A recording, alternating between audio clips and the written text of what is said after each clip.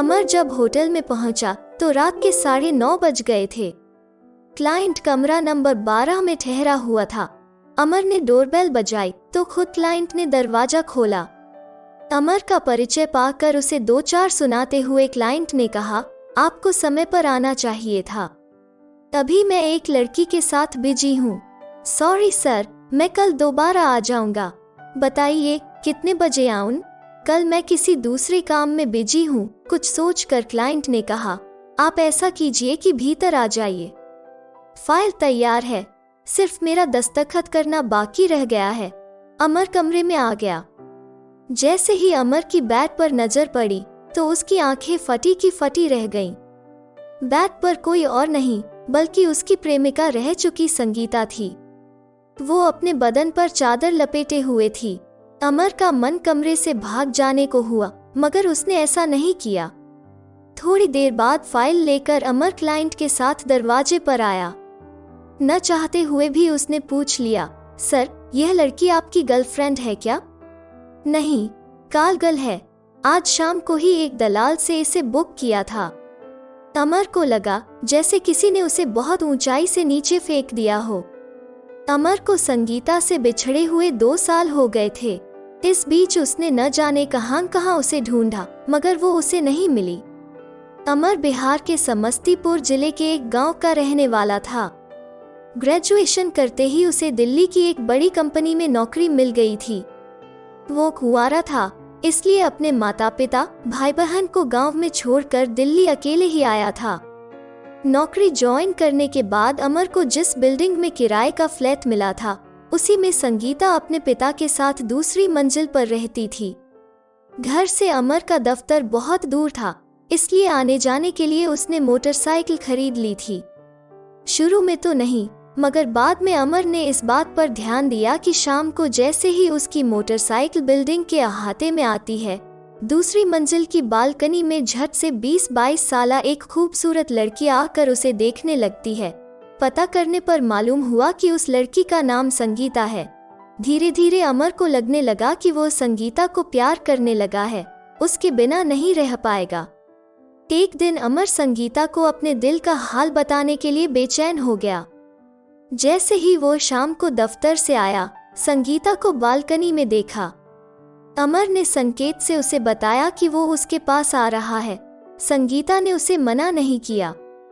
फिर वो खुश होकर उसके फ्लैट पर पहुंच गया। संगीता दरवाजे पर खड़ी थी। उसने मुस्कुराकर उसका स्वागत किया, फिर उसे अंदर ले गई।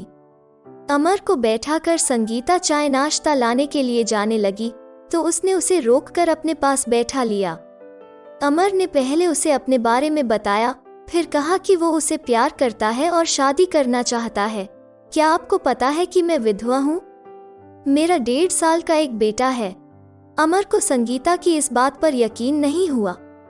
उसने कहा, अभी तुम्हारी उम्र 22 साल की होगी। इतनी कम उम्र में तुम्हारी शादी हो गई, बच्चा भी हो गया और विधवा भी हो गई। मुझे लगता है कि तुम मुझसे शादी नहीं करना चाहती हो, इसलिए ऐसा कह रही हो। संगीता कुछ कहती, उससे पहले ही एक कमरे से बच्चे के रोने की आवाज सुनाई पड़ी। संगीता उठकर उस कमरे में चली गई। जब वो आई तो उसकी गोद में एक खूबसूरत बच्चा था। यही मेरा बेटा है, इसका नाम रोहित है। यह सुनकर अमर दुखी हो गया। वो जानता था कि उसके घर वाले हरगिज किसी विधवा से उसकी शादी नहीं होने देंगे। ऊपर से वो एक बच्चे की माँ भी थी। दरअसल बात यह है कि जब मैं 11वीं कक्षा में पढ़ती थी तो मुझे एक लड़के से प्यार हो गया था। वो मेरे साथ ही पढ़ता था। मेरे पिता को पता चल गया था कि मैं प्यार मोहब्बत के चक्कर में फंस गई हूँ। उन्होंने उस लड़के के पिता से शादी की बात कर डाली। फिर मेरी पढ़ाई छुड़वा कर उस लड़के से शादी कर दी गई। शादी का 1 साल होते होते मैं विधवा हो गई। एक सड़क हादसे में मेरे पति की मौत हो गई थी। उस समय मैं पेट से थी। उसके बाद मुझ पर कहर टूट पड़ा। ससुराल वालों ने डायन कहकर घर से निकाल दिया और मैं मायके आ गई। मेरे पिता ने तो इस सदमे को बर्दाश्त कर लिया, मगर मेरी माँ बर्दाश्त न कर सकी। दिल का दौरा पड़ने से उनकी मौत हो गई। माँ की मौत के बाद मैंने खुदकुशी करने की कोशिश की, मगर पिता ने मुझे बचा लिया। मुझे समझाया कि बच्चे को हर हाल में जन्म देना होगा और उसके लिए जीना होगा। उन्होंने यह भी कहा कि अगर मैं खुदकुशी कर लूंगी तो उनका क्या होगा? इस बुढ़ापे में उन्हें कौन देखेगा? पिता की बात बिल्कुल ठीक थी। मैं अपने माता पिता की इकलौती औलाद थी। मैं खुदकुशी कर लेती तो उन्हें देखने वाला कोई नहीं बचता। समय पर मैंने बच्चे को जन्म दिया और पूरा ध्यान उसकी परवरिश पर लगा दिया। मैं दूसरी शादी नहीं करना चाहती थी, लेकिन पिता हर हाल में मेरी दूसरी शादी करना चाहते थे। उनका कहना था कि उनकी मौत के बाद मुझे कौन देखेगा। मजबूर होकर मैंने पिता को अपनी दूसरी शादी की सहमति दे दी, लेकिन मेरी यह शर्त थी कि मैं उसी से शादी करूंगी जो मेरे बेटे को अपना नाम देगा। लड़के की तलाश शुरू होती उससे पहले मैंने अचानक एक दिन आपको देखा और दिल में बसा लिया। मैं चाहती थी कि पहले आप मुझे अपने दिल का हाल बताएं, उसके बाद मैं अपने बारे में सब कुछ आपको बता दूंगी। तब आप जो फैसला करेंगे मुझे मंजूर होगा। संगीता की आप बीती सुनकर अमर चिंता में पड़ गया। वो आनन फानन कोई फैसला नहीं करना चाहता था। घर वालों को मनाने की बात कहकर वो वहां से चला गया।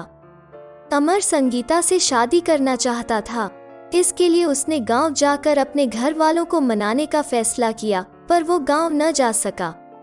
2 दिन बाद ही उसका ट्रांसफर दिल्ली से कोलकाता हो गया। कोलकाता में उसे तुरंत दफ्तर ज्वाइन करना था, इसलिए वो संगीता को ट्रांसफर की सूचना दिए बिना दिल्ली से चला गया। अमर ने सोचा था कि कोलकाता में दफ्तर ज्वाइन करने के बाद वो छुट्टी लेकर गांव जाएगा, उसके बाद खुशखबरी लेकर संगीता से मिलेगा, लेकिन उसका सोचा नहीं हुआ। नए दफ्तर में इतना ज्यादा काम था कि उसे अगले 4 महीने तक छुट्टी नहीं मिली। संगीता का कोई फोन नंबर उसके पास नहीं था, इसलिए वो उससे बात भी न कर सका। 4 महीने बाद जब अमर को छुट्टी मिली तो उसने पहले संगीता से मिलने का विचार किया। संगीता से मिलकर वो उसे बता देना चाहता था कि वो उससे हर हाल में शादी करेगा और उसके बेटे को अपना नाम देगा। अमर संगीता के फ्लैट पर गया तो वहाँ कोई दूसरा था। पूछताछ करने पर पता चला कि उसके जाने के 1 महीने बाद ही संगीता के पिता की दिल का दौरा पड़ने से मौत हो गई थी। उसके बाद संगीता फ्लैट बेचकर अपने मामा के साथ चली गई। उसका मामा कहाँ रहता था यह किसी को पता नहीं था। गांव न जाकर अमर उसी दिन से संगीता की तलाश में लग गया। छुट्टी रहने तक उसने बहुत सी जगहों पर उसकी तलाश की। उसके बाद वो कोलकाता चला गया। अमर कोलकाता आ गया था, मगर उसने संगीता की तलाश बंद नहीं की थी। इसी तरह 2 साल बीत गए थे। आज अमर क्लाइंट से मिलने मेघदूत होटल गया तो वहां संगीता को कालगल के रूप में देखकर उसे गहरा धक्का लगा था। बहुत सोचने के बाद अमर ने संगीता से मिलने का फैसला किया। कुछ दिनों की कोशिश के बाद एक दलाल से अमर को संगीता के घर का पता चल गया। एक दिन शाम के 5 बजे अमर संगीता के फ्लैट पर गया। काल बैल बजाने पर नौकरानी ने दरवाजा खोला। अमर ने जब उसे अपना परिचय दिया तो वो उसे दरवाजे पर खड़ा कर संगीता से पूछने चली गई। थोड़ी देर बाद नौकरानी आई और अमर को अपने साथ भीतर ले गई। संगीता एक कमरे में बैठी थी। उसके पास ही उसका बेटा रोहित था। वो खिलौनों के साथ खेल रहा था। संगीता ने उसे बैठने के लिए कहा तो वो सोफे पर उसके पास ही बैठ गया। अमर के कुछ कहने से पहले संगीता ने ही कहा, आप तो मुझे छोड़कर चले गए थे, फिर 2 साल बाद मुझसे मिलने क्यों आए हैं? मैं तुम्हें बहुत प्यार करता हूँ, फिर तुम्हें कैसे छोड़ सकता हूँ? अमर ने अपनी ट्रांसफर वाली बात बता दी। उसने उसे यह भी बताया कि वो उसकी तलाश में कैसे और कहां भटकता रहा था। संगीता चिंता में पड़ गई। अब तक जिसे वो बेवफा समझ रही थी, वो तो उसे अटूट प्यार करता था। उसके लिए उसने किसी से शादी भी नहीं की थी। कुछ सोचने के बाद संगीता ने कहा, उस दिन आप मुझसे मिलकर गए तो लगा कि आप जरूर अपने घर वालों को मना कर मुझसे शादी करेंगे, लेकिन जब 2 दिन बाद आप एकदम लापता हो गए तो मुझे शक हुआ। पता करने पर मालूम हुआ कि आप तो अपना ट्रांसफर कराकर कोलकाता चले गए हैं। आपने फ्लैट भी छोड़ दिया है। आपका कोई फोन नंबर भी मेरे पास नहीं था जो आपसे कुछ पूछती। मैं चाहती तो कोलकाता के दफ्तर में जाकर आपसे मिल सकती थी, मगर किस हक से मिलती? आपकी मैं थी ही कौन? 1 महीने बाद पिता ने आपके बारे में पूछा तो छिपा न सकी। कह दिया कि आप मुझसे शादी नहीं करेंगे। मैंने मन ही मन निश्चय कर लिया था कि अब मैं किसी से भी शादी नहीं करूंगी। बेटे की परवरिश में मैं अपनी सारी जिंदगी बिता दूंगी। मैंने अपना फैसला भी पिता को बता दिया। मेरे इस फैसले से पिता को जबरदस्त सदमा पहुंचा और उनकी मौत हो गई। पिता की मौत पर मामा आए थे। मुझे समझा बुझाकर उन्होंने फ्लैट बेच दिया, फिर मुझे अपने साथ ले गए। मेरा ननिहाल कानपुर में था। वहाँ 2-3 महीने तक सब कुछ ठीक ठाक चला। उसके बाद मुझे घर की नौकरानी बना दिया गया। मेरा एक ममेरा भाई था, वो मुझसे 2 साल छोटा था। उसकी मुझ पर बुरी नजर थी। मैं उससे बचकर रहती थी। एक दिन उसे मौका मिल ही गया। घर के सारे लोग किसी रिश्तेदार की शादी में गए थे। वो भी गया था, मगर न जाने कैसे थोड़ी देर बाद ही वो लौट आया और मुझ पर टूट पड़ा। उस शैतान से मैं अपनी लाज बचा न सकी। उसने मेरा रेप करके ही छोड़ा। मैं चुप रहने वालों में से नहीं थी। घर वाले जब रिश्तेदार के यहाँ से लौट कर आए तो मैंने उसकी करतूत सभी को बता दी। उसके बाद मुझ पर कहर टूट पड़ा। सभी ने मुझे ही कसूरवार माना। फ्लैट का रुपया मामा के पास था। मामा ने बगैर रुपए दिए धक्के मारकर घर से निकाल दिया। मैं अपने बेटे के साथ इस उम्मीद से दिल्ली गई थी कि पिता की कंपनी में मुझे नौकरी मिल जाएगी, पर वहां नौकरी नहीं मिली। कंपनी में काम कर रहे एक शख्स ने एक पता देकर यह कहकर मुझे कोलकाता भेज दिया कि वहां नौकरी जरूर मिल जाएगी। कोलकाता आकर पता चला कि उस शख्स ने मुझे जिसके पास भेजा था वो सेक्स रैकेट चलाता था। मेरी जिंदगी तो बर्बाद हो चुकी थी। अब मैं बेटे की जिंदगी बर्बाद नहीं होने देना चाहती थी, इसलिए सेक्स रैकेट से जुड़ गई। 1 साल बाद मैं उस रैकेट टीम से अलग हो गई। तब मैं अपना काम खुद करती हूँ। संगीता चुप हो गई तो अमर ने कहा, जो होना था वो हो गया। अब तुम मुझसे शादी कर लो। यह सुनकर संगीता हैरान रह गई। संगीता को हैरत में पड़ा देख अमर ने ही कहा, मैं तुमसे बेहद प्यार करता हूँ, इसलिए सब कुछ जानने के बाद भी तुमसे शादी करूँगा।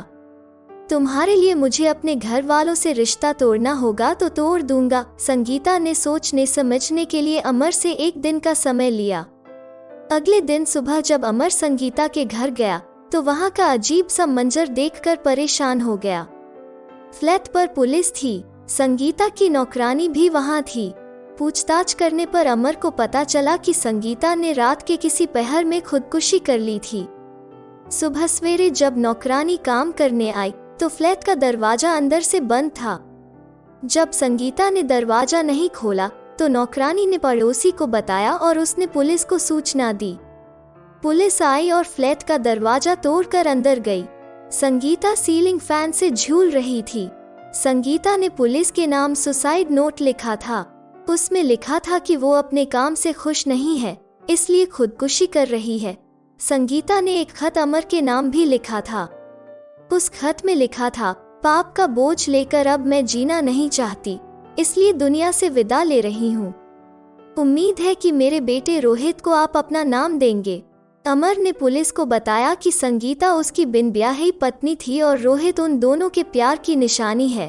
पुलिस ने रोहित को अमर के हवाले कर दिया। तो दोस्तों, आपको ये कहानी कैसी लगी? प्लीज लाइक करें और रोज नई कहानियों के लिए चैनल को सब्सक्राइब जरूर करें। धन्यवाद।